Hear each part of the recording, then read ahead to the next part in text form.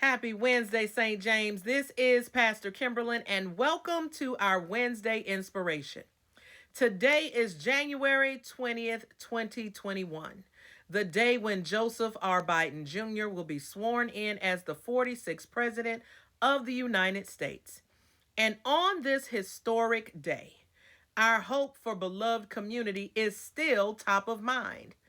We've just completed our 3-day Dr. Martin Luther King Jr. virtual experiences, where the focus was on embracing Dr. King's vision of beloved community in a fresh way and answering the question, where do we go from here?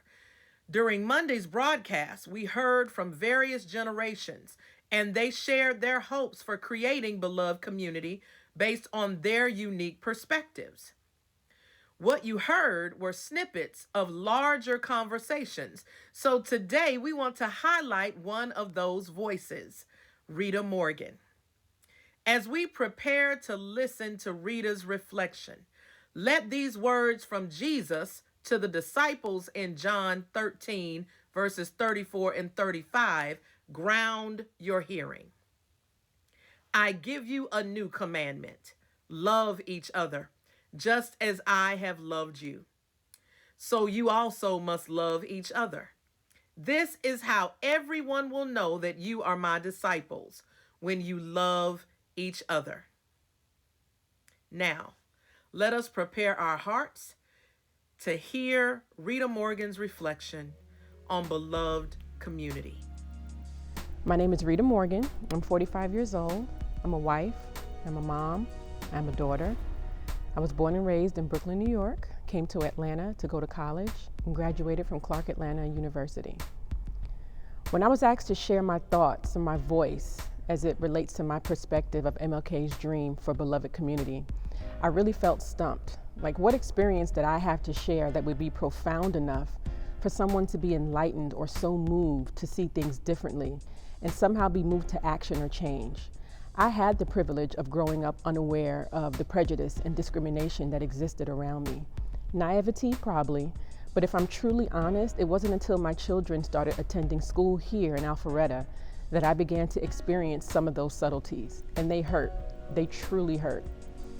So now when you ask me how I believe we can live into beloved community, the answer hasn't really changed in the past thousands of years.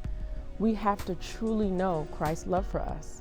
For the most part, I believe we've been trying to live into beloved community since we began to acknowledge our differences and allow them to divide us. All of the things with which we struggle, physical and spiritual poverty, hunger, homelessness, greed, hate, racism, they're all a direct result of not knowing who God is and His love for us. The desire for the wrong type of power hurts us, but the power of God lives inside each and every one of us if only we would choose to let it operate, not just for ourselves, but for the benefit of others. I was scrolling through social media the morning after the Capitol siege, and the first image I saw was the young man involved in the takeover, who was the son of a Supreme Court judge.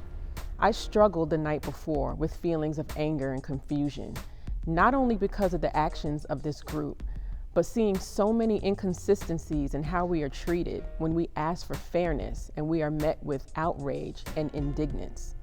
But this particular morning, I felt sorry for him. I felt sorry for all of them. I prayed for them. Anyone who decides to bum rush a building and put others' lives at stake can't possibly know the true meaning of unconditional love.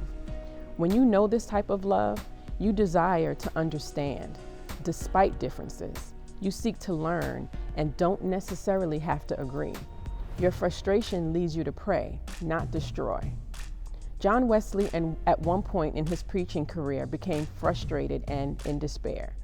But he said one day his heart felt strangely warmed, and it was this experience that led to the United Methodist Church, this one small act. My prayer is that you would hear or see something during this celebration today that would make your heart feel strangely warm. My prayer is that we all would learn to forgive when we need to forgive, to share love when we need to share love, and share a kind word when a kind word is needed. Sit in front of a camera and talk to people you will likely never meet, even though you are completely nervous, and share your story despite not knowing if it's worthy of inspiring change. The thing is, it's in us. It's in all of us. We were born with this ability, but somewhere along the way, we learned differently.